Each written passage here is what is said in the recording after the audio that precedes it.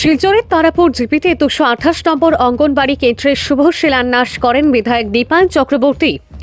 বৃহস্পতিবার সকাল 9টায় রাখালখালের পাড় তারাপুর গ্রাম পঞ্চায়েতের 228 নম্বর অঙ্গনবাড়ি কেন্দ্রের শুভ শিলান্যাসকে কেন্দ্র করে উদ্বোধন সভা আয়োজিত হয়।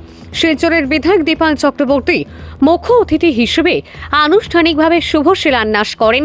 এই নতুন কেন্দ্রটি এই অঞ্চলের গ্রাসরুট উন্নয়নে শিশু কিশোরীদের পুষ্টি, প্রাক প্রাথমিক শিক্ষা ও স্বাস্থ্যসেবা নিশ্চিত করবে। এদিনের সভায় শিলচর ব্লক মন্ডল সভাপতি পিকলু দাস, জিপি সভাপতি কানুরঞ্জন দাস, পীযূষ কান্তি পাল, এপি সদস্য Sangita Sen, land donor Ranjit Nath, GP সহসভাপতি সমিতা সিনহা, বিশিষ্ট সমাজসেবী ফুলকুমার নাথ ও আলপনা নাথ উপস্থিত ছিলেন। সকলে ল্যান্ড ডোনেশন ও নির্মাণ কাজে অবদানরত ব্যক্তিদের প্রশংসা করে সম্মানিত করেন। এই অংশগ্রহণ স্থানীয় সমাজসেবী মনোভাবকে তুলে ধরে। অঙ্গনবাড়ি কেন্দ্রগুলি আইসিডিএস প্রকল্পের অংশ হিসেবে গ্রামীণ শিশুদের সুস্থ উন্নয়ন নিশ্চিত করে, যা শিলচরের তারাপুর এলাকায় শিশু কেন্দ্রিক সেবা জোরদার করবে। বিধায়ক দীপায়ন চক্রবর্তী সহ স্থানীয় নেতারা আসাম সরকারের গ্রাসরুট উন্নয়নকে প্রাধান্য দিচ্ছেন।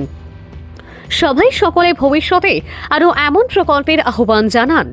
দিন পর্যন্ত অর্থাৎ প্রায় 5 বছর অতিক্রান্ত হতে চলছে। আর এই 5 বছরের মাথায় আমরা যদি দেখি, তাহলে ভারতবর্ষ স্বাধীনতার পর আসাম রাজ্যে বিভিন্ন সরকার এসেছিল। এই সরকার যে কাজগুলো করতে সক্ষম হয়নি, মাত্র 5 বছরের মাথায় ভারতীয় জনতা পার্টির আজকে চিফ মিনিস্টার, আসাম রাজ্যের মাননীয় মুখ্যমন্ত্রী ডক্টর হিমন্ত বিশ্ব শর্মা সেই কাজগুলো করতে সক্ষম হয়েছে।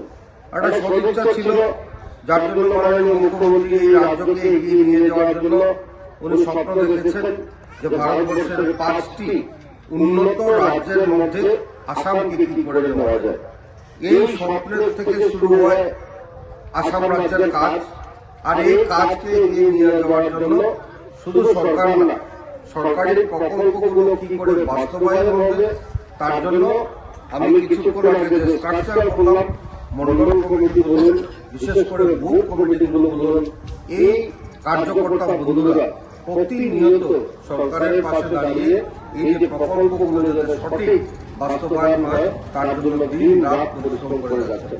আপনারা লক্ষ্য করেন যে আজকে নতুন বছর, এই নতুন বছরের সকাল 8টায় এই কার্যকর্তা বন্ধুরা এসে এখানে উপস্থিত হয়েছে, তার জন্য যে সরকারি যে প্রকল্প, এই প্রকল্পের অন্ততপক্ষে কথাগুলো যাতে জনসমক্ষে নিয়ে যাওয়া যায়, মাননীয় মুখ্যমন্ত্রী কি কাজ করছেন, এই কথাগুলো যাতে জনসমক্ষে নিয়ে যাওয়া যায়, তার জন্য কার্যকর্তা বন্ধুরা আপনাদেরকে ডেকে আজকের দিনে এখানে একটা মিটিং এর অ্যারেঞ্জ করেছেন, যার জন্য প্রত্যেক কার্যকর্তাকে আমি আমার আন্তরিক শ্রদ্ধা নিবেদন করছি।